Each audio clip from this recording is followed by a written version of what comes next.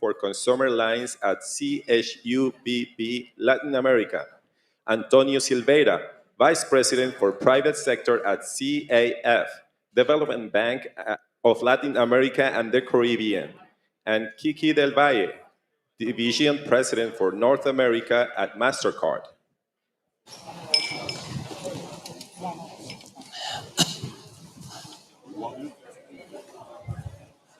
Thank you.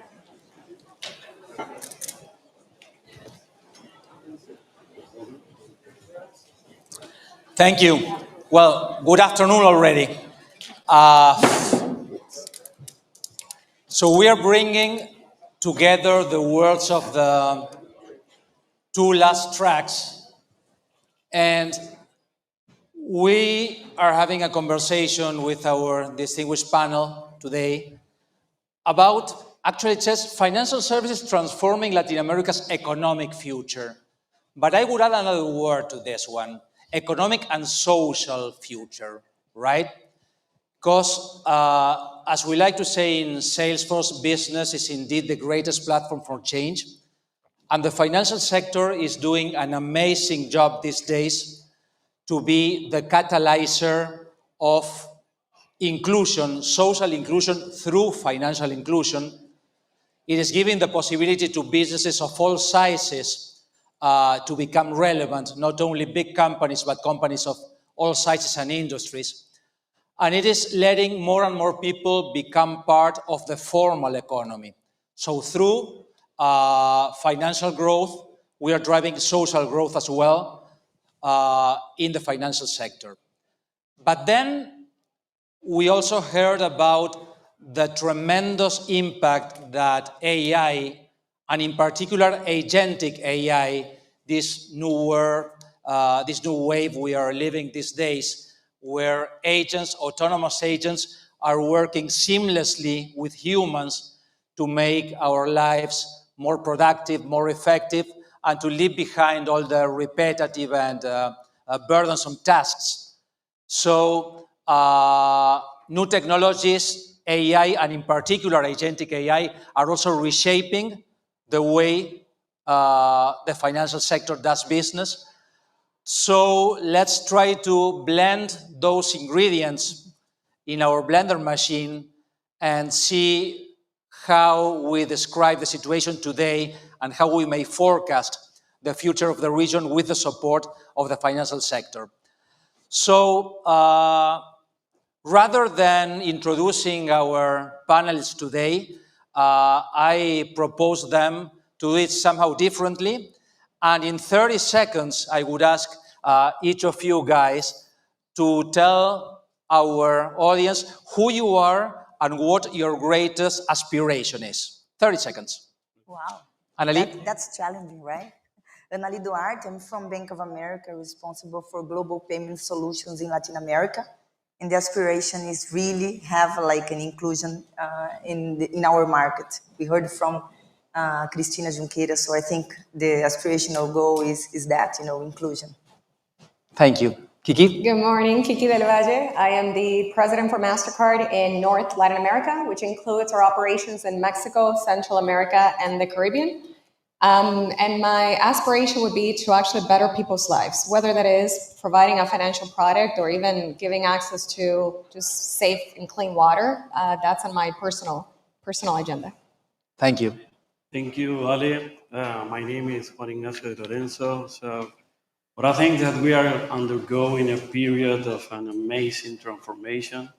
My greatest aspirational as head of consumer distribution in CHUBB Latin America, it would be continue contributing to the evolution of the digital and distribution strategy to reach more and more customers every day. Thank you, Antonio. Thank you, Alejandro. My name is Tony Silveira. I'm the Vice President for Private Sector at CAF, Latin American and Caribbean Development Bank. And our aspiration, I will talk in terms of the corporation, is to promote and consolidate regional integration with sustainable development, especially regarding people. Thank you. And now I will go strictly to the point. And what do you think is the greatest challenge and the greatest opportunity that you and the industry are facing today to be the actual catalyzers of economic growth in the region?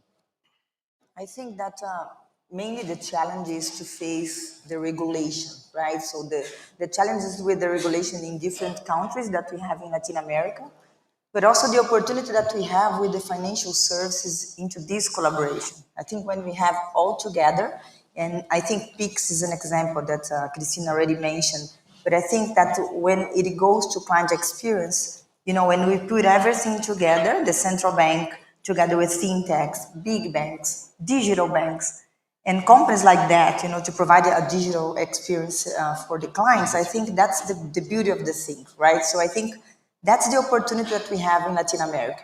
We as Latino, we know how to get together and we know how to sit down and try to fix things. And we have a lot of creative, you know, in our region. And I think that, you know, entrepreneurship, I think that, you know, we heard from CHUBB that Latin America is the place for, like, you know, building things. And if we can build different things, is in our region. But I think that the challenge is really to face, you know, also not only the regulatory framework that is, you know, the backbone that is there, but also for many companies is really to change the infrastructure of their system. I think that's, you know, one of the things that probably you're going to mention, but I feel as a challenge. I think we're living in a very exciting place in Latin America. We have the digitization of payments has really served as a catalyst for economic growth and a lot of transformation that we're seeing in our markets. I mean, from the emergence and the adoption of digital wallets to real-time payment solutions continuing to evolve to more competition that has come in. There's still a lot more work to do, but certainly we're seeing how this transformation has allowed for more and more people to come into the financial system. I don't think that today we have necessarily a challenge when it comes to financial inclusion per se. Certainly there's still a little bit ways to go. But when you look at our region from 2017 to 2021, we increased 20 percentage points in financial inclusion in access. So people actually having at least one financial product in their pockets or in their hand. So that is no longer the biggest challenge that we have. Now we have a separate challenge, which is how do we drive usage for those people? So ensuring that we have the right use cases, that we're enabling daily solutions for or daily activities for them. They use on transit, they use on driving acceptance for where people shop. That still continues to be a problem. So I mean, that's what we're working on Mastercard, just very focused and in partnership with all of our customers as well. Thank you, Kiki. In my opinion, the most important challenge that the financial services industry has is building trust and financial inclusion. You know, we have to expand the base. There are many customers underserved. There are many customers even outside the formal system. So if we want to overcome this challenge, of course that we will need product innovation, creative distribution strategy, technology, but above all of them, I think that we will need corporate focus and commitment. Okay?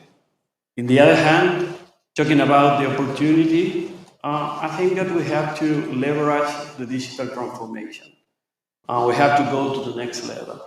I think that we are ready to achieve that. We have to use the digital transformation in order to boost both the economic and the social growth across the region. And that it will allow us to create better products, more affordable, more accessible, easy to buy across all the region. Well, take into account the big question, the role of our financial sectors in promoting growth, equality, etc. Of course, we have a broad band of tasks that can be transferred to financial sectors. It's from de-risking in the case of infrastructure. My past life was always with infrastructure, so I have some, I'm addicted to that, I'm sorry. But on your question, Alejandro, the bridging economic and social transformation. This issue of financial inclusion, of course, is a central piece, especially in a region when we have, in some countries, informality in terms of business up to 80%. So in CAF, like 10 years ago, we started to focus on the issue of financial inclusion, working both with technical assistance, capacity building, and bridging to local banks as providing not only funding, but knowledge as far that we were developing it. And in our approach, we have like a 4-dimension approach to financial inclusion. Start with accessibility, this including in geographical terms, usefulness, including affordability here, quality, of course, and impact, as it should be in a development bank. So with these 4 dimensions, we worked especially with local banks, both development banks and commercial banks, in order to promote this kind of movement. So we're very focused, especially right now in Central America, because we're expanding the membership in Central America too. Thank you. And picking on Juan's remark as to the challenge of digital transformation within organizations, I would like if each of you can elaborate on where are you in this path towards digital transformation within your organizations, and how in particular is new technology and going deeper AI and going even deeper agentic AI reshaping the way you do this business and have that as an enabler to become more efficient, productive, transparent in your daily business? That's the first part of the question. And second part is, you are all working in multinational organizations. So how do you see LATAM as part of that transformational journey, its relative position within the company? May I start? Yeah, sure. Okay, so I think that, that's the good part of the investments that we've been doing is now going to LATAM. So I think LATAM is on the top hot spot for the global investment. So we've been investing billions of dollars for, new technology. And LATAM is there because we are transforming.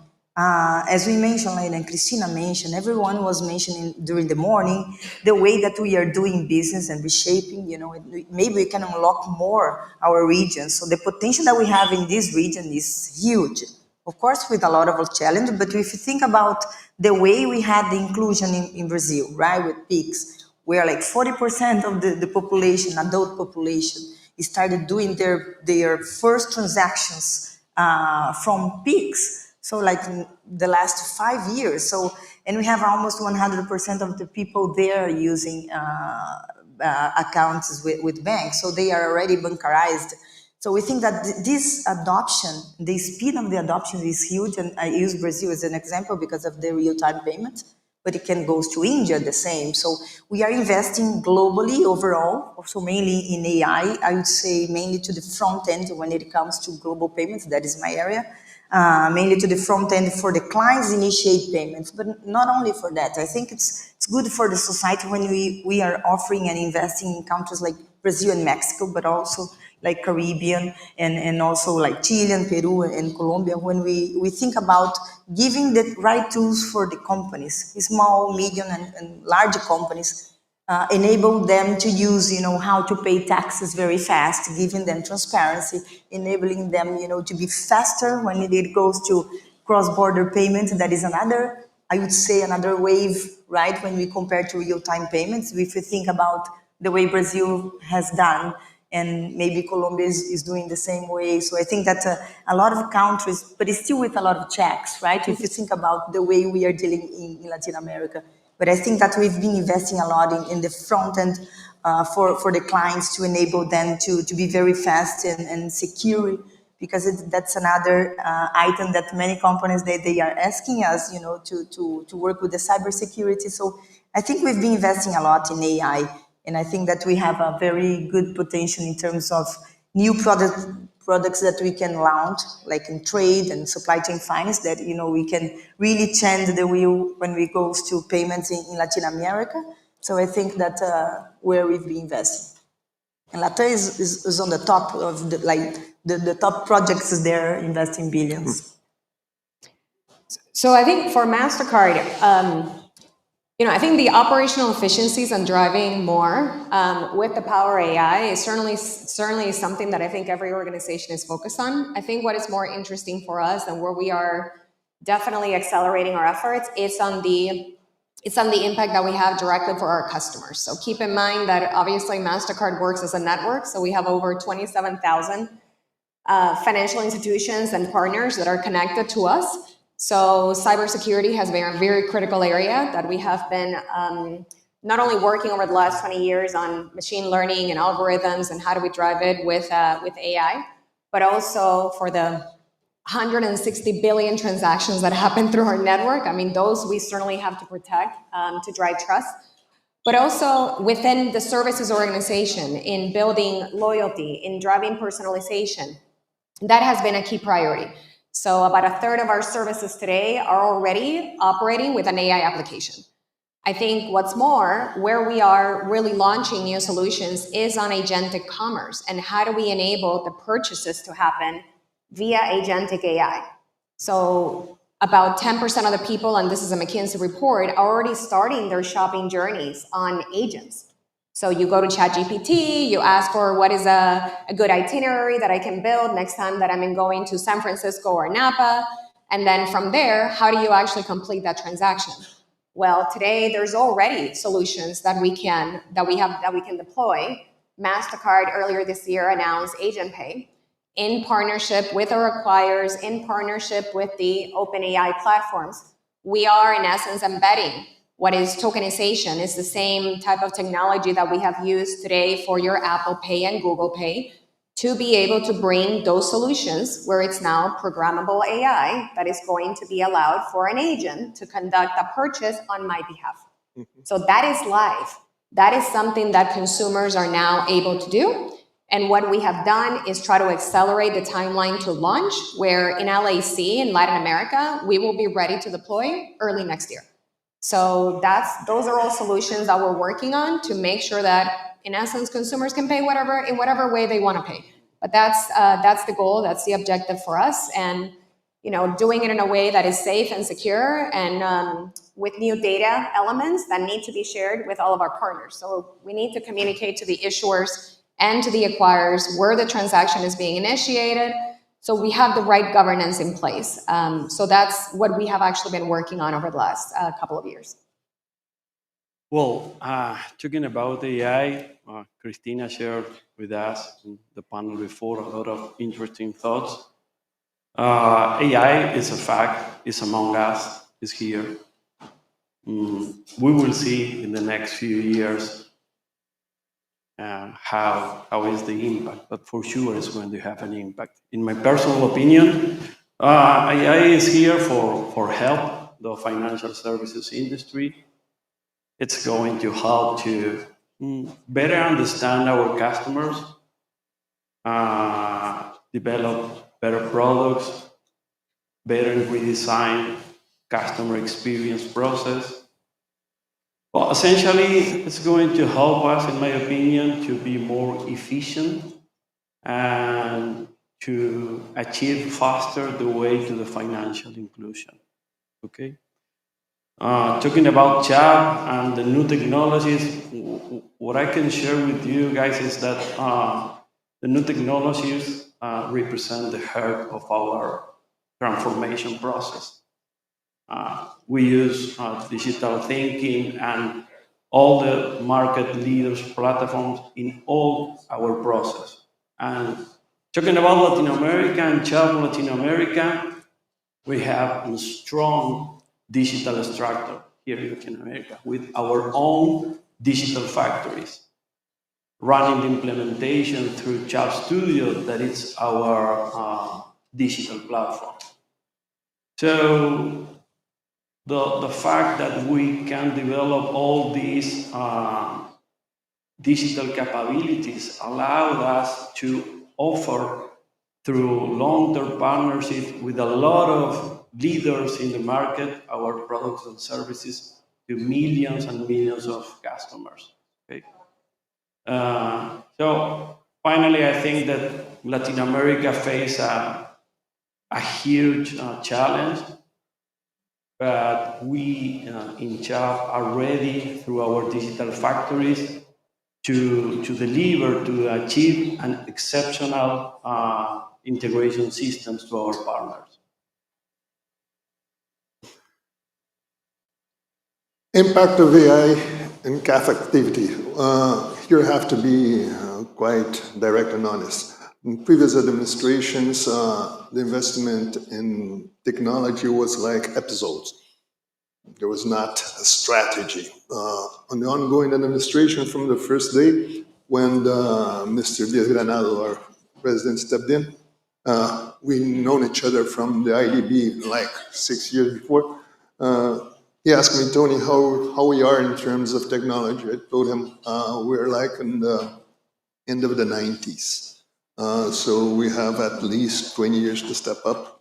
Then we work hard on the strategy. Right now, I can say benchmarking development banks, there are a quite specific beast, and you don't have markets for general software for development banks. Have to adapt everything. In our case right now, we're like lagging behind 5 to 7 years. 3 years, 4 years ago, we were lagging behind 20 years. It was a great effort. And right now, we already finishing up our data lake. And I think we will have a lot of this first round applications of AI internally, especially on issues of portfolio management. So this will be the first great goal that will provide agility and efficiency. And a very important issue in the bank is portfolio management, especially when you're dealing with structured finance. But of course, as it is common in development banks, although our task internally is not complete, we are not only selling financial products to leverage artificial intelligence for our countries and our clients, but we are providing knowledge too.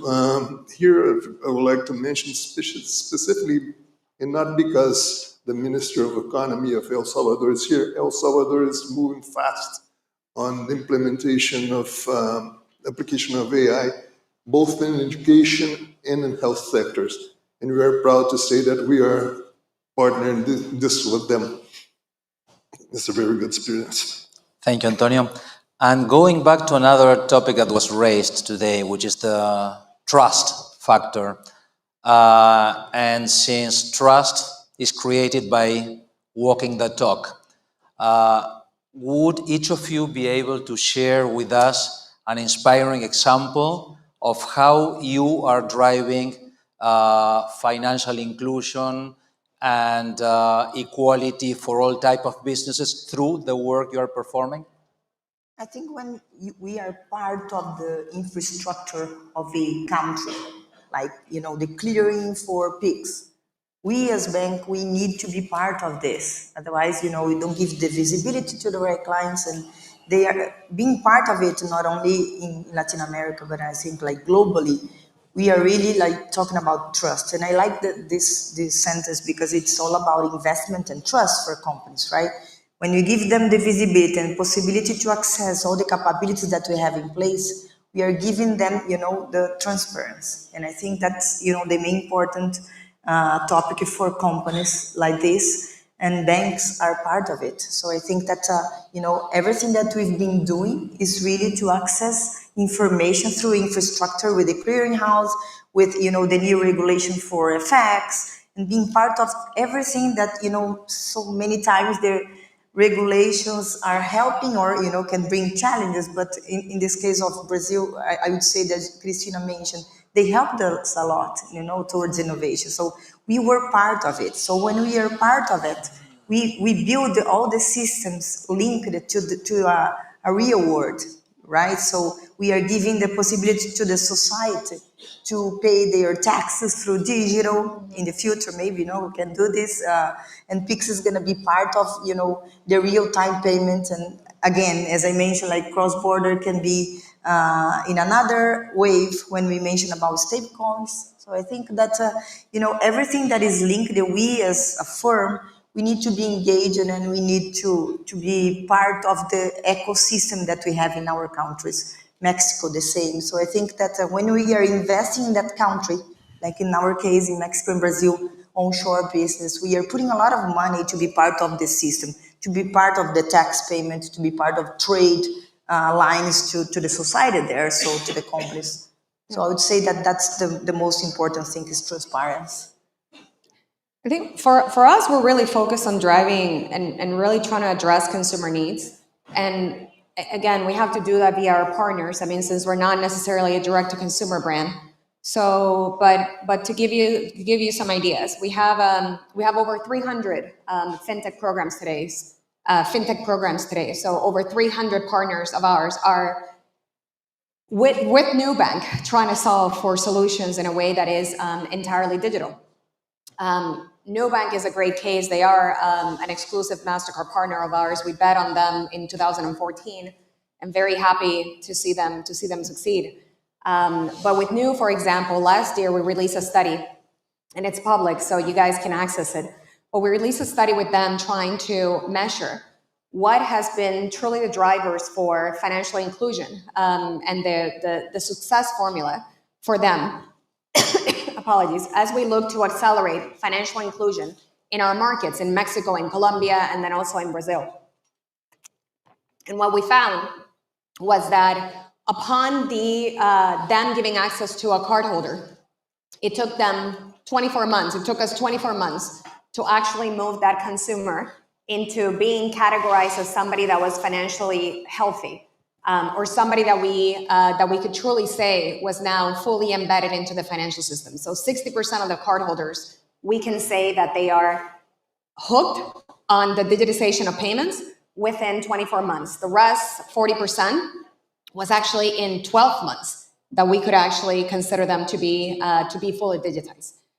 It takes specific messaging, education, communication to the cardholder, as well as push on critical use cases for us to be able to get to that point. I mentioned transit before, and transit is one of those key pieces of success for when we think about financial inclusion, mainly because a consumer that is on their way to work and transacting at the metro or on the bus using their card every single day, after a period of time, a small period of time, they're going to be hooked. Not only that, there's actually a halo effect for what the spend on card will be. About 3 to 5 times more spend on any given card by actually promoting that transit behavior. So there's a direct effect on specific use cases, specific MCCs that we can drive from strictly focusing. So we don't need to do promotions or campaigns that are too broad. If we can tailor, if we can be personalized on the consumer side, and then with specific use cases, then we're able to change and really drive consumer or financial inclusion. So those are the things that we know, and those are the things that we replicate at scale with all the other partners that we have in our network. Thank you. Fortunately, in CHUBB, from a worldwide and a regional perspective, we have many cases to share with you. Many benchmark cases of success that can inspire us. But as some of those partnerships or even many are here with us in the same symposium, I decided to talk about CHUBB. So many years ago, over a decade ago, we were one of the largest P&C insurance company in the world, with presence in more than 55 countries, but with a special focus and commitment in consumer. So we could see many years ago that something could change around the consumer business. And we decided to create our own digital capabilities. That was a very, very strategic and strong decision. Because it's not only have digital teams, but also the digital culture inside CHUBB. Then, unfortunately, the pandemic arrived and hit our lives. And when the pandemic ends, we had a new world with new customers, with new standards, with different kind of demands, absolutely different. But for us, the good point is that we were ready for the challenge. We were ready for those new demands of all the customers. So that allows us, from a regional and a worldwide perspective, to lead the digital distribution in the whole world and boost all our consumer business with our digital capabilities. We have, at those years, the matrix that leads our consumer business was the matrix based on underwriting, product, price, and commission, whatever. But we understood many years ago that the new matrix is based on digital capabilities, customer experience, claim process, and NPS. And those are not only our matrix, but also our guide in the consumer business. And what I think is that the companies that can manage those metrics are the ones that are going to lead the consumer business in the future, okay? Through all the partnerships that we have, I'm talking about only digital partnerships that we have in a worldwide perspective. Now we can reach more than 600 million customers.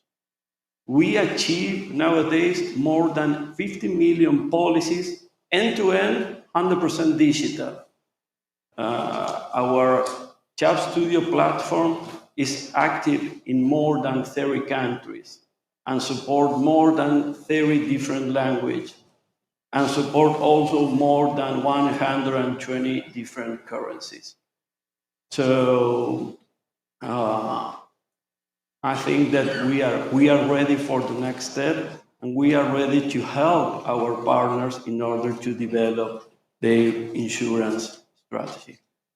Thank you, Antonio. From our side, of course, the big question, I think 7 years ago, was how can CAF step in the playfield of financial inclusion as part of the package for promoting development? And here I have to commend the ideas that are now our representative for Ecuador and our director for technical assistance.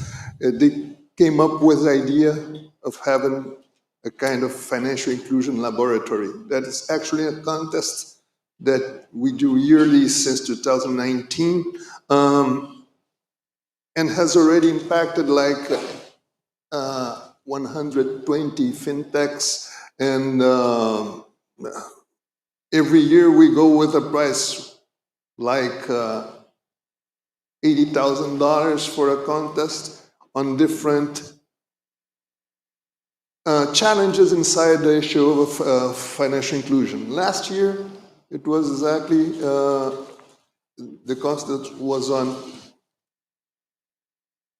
AI solutions, digital solutions for financial inclusion.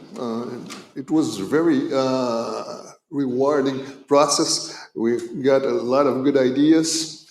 And what is good on that is that's not each year one separate team that goes to that. It's kind of cumulative.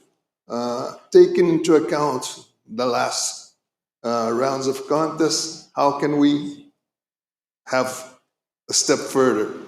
And so last year was exactly what we're talking about here. And this year, taking that into account, where the contest go to how to achieve financial inclusion in rural areas. So, and this for us is very good because it's part of the knowledge that we bring into our discussions with commercial banks and with governments.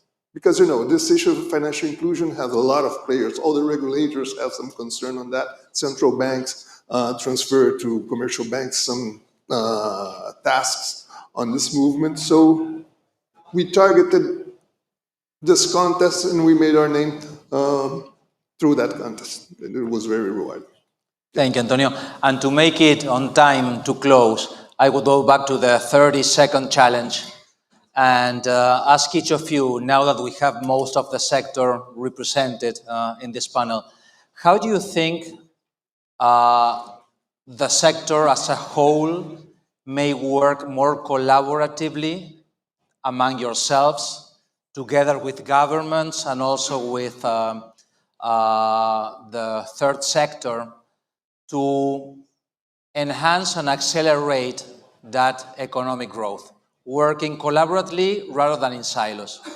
What would be your 30-second statement? I think it's a must. I think we have the obligation with the region to sit down and think about what is the future.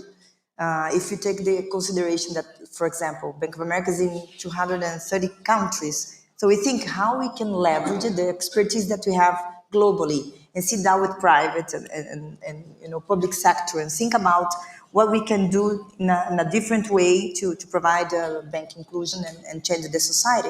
So I think it's part of our obligation. It's a must. And I think PIX, again, I use as an example because it was a very good example of, a great adoption, because we all sat together and we were discussing client experience. The end of the day is client experience, what we can provide better for the clients. So that's a great conversation. So I think we should challenge ourselves to do better in this front. I think from my side, private and public partnerships are essential to unlock the transformation that we really need around Latin America. I would say that a key player here to actually take a step forward, in many cases we have seen them, is the state-owned bank. State-owned banks actually unlocking innovation. We've actually seen, we're working with some state-owned banks that are actually very interestingly trying to break into new use cases. Banreservas in the Dominican Republic is focusing on remittances. Banco de Costa Rica is actually focusing right now on the elder sector, but really with identity products and payment products to help facilitate and bring additional value to those cardholders. Bienestar in Mexico, the same thing, 34 million cards that we actually have with them in that market, and we're trying to drive usage. So the government plays a very critical role, not just in the regulatory side, but also in helping drive additional financial inclusion for everybody across the entire markets and region that we actually have. So that's a call out, that's an invitation to work with them and really just innovate further with them to help bring additional value to the citizens. Well, first of all, let's focus on the barriers. There are too many. We have to remove it. If we want to overcome this challenge, we have to work all together. And government, social, civil society, private sector, and then continuous focusing the education and digital skills among all consumers. I think that this is absolutely crucial. On the other hand, there are another topic that, in my opinion, is very important. That is the collaboration between the leaders. The technology company, the fintechs, the e-commerce, the banks, whatever, and also share the data-driven. Share best practices, share know-how. It's going to help us in order to develop better products, more accessible, easy to buy, and all those things. Well, you know that financial sector is quite popular, not always on a good way, but I'm very sure that financial sector has to be and can be a very interesting conduit for promoting development and social inclusion in several ways. Here I can leverage on what Cristina Junqueira just mentioned on the interaction with the regulators that made not only possible, but leverage the expansion of new bank. I think this has to be brought. into the governments, into the whole society. And if I can have a minute of marketing, I invite all of you to look at the back cover of the program and invite you guys for the last week in January, be in Panama for our CAF Entrepreneur Forum that will be 28, 29 of January. It's like 1 week after Davos, so you will be in a good temperature on average, coming from Davos to Panama. And this year we had already 2,000 participants. Next year we are looking to double it. There's already confirmed a state visit of President Lula to Panama 1 day before, and he will be with a bunch of Brazilian entrepreneurs participating on our forum too. So take the chance to make this advertisement. Thank you. Well, ladies and gentlemen, the table is set up. Thank you so much and hope you enjoyed the conversation.